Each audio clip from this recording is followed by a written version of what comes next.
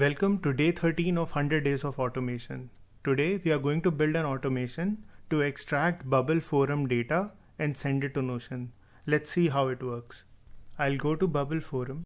I'll click on Craftar's Chrome extension. I'll choose an action extract Bubble forum, and now we need a Craftar API key. So I'll go to Craftar. This is our API which takes Bubble forum data and adds it to Notion.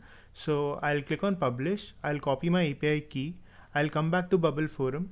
I'll select my Craftar Chrome extension again, choose extract Bubble forum action, paste my key here. Now I need to provide two data. So the first data is how much time to wait between each scroll. So Bubble doesn't really load all the forum data at the same time. It scrolls and you load more data. So after every 3 seconds, we'll load more data. And then the number of posts to fetch. So we'll stop the automation when we have, let's say, 75 posts. So now I'll click on run automation. So we can see every 3 seconds it will scroll the page, extract more data till we have 75 posts.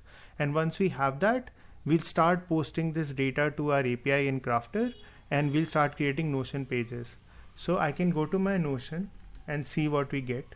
So we can see that the data has started coming in for all our forums. And once we have 75 different pages, our automation will be complete.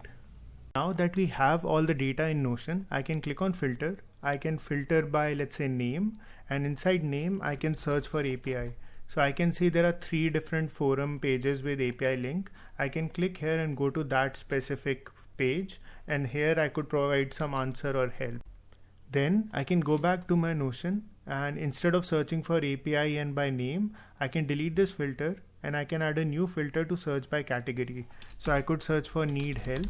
So that's a category in Bubble, and I can see what people need help, which forums specifically are asking for that. And as communities are becoming more and more popular and people are creating a lot of information there, being able to listen in real time to where you could add value can be a very, very useful automation to make. So that's it for today. Thank you so much for watching, and I'll see you tomorrow.